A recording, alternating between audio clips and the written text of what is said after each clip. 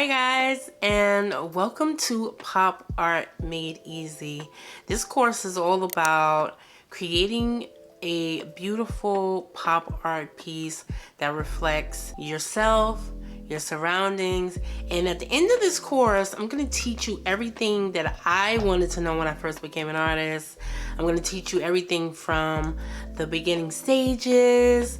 the drawing, the color mixing, the palette, the transferring, and all the things in between, all the little nitty gritties, because I know for me, I'm a visual learner and I would love to have had a tutorial or something that would give me the step-by-step, true step-by-steps without skipping anything. So in this course, that's what you're gonna get, a full jam-packed thing full of nuggets, but I'm gonna make it fun.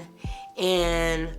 at the end, hopefully you'll have a beautiful piece of art, something that you can be proud of, something unique for yourself, or you can just follow along with me step by step and paint exactly what I'm painting,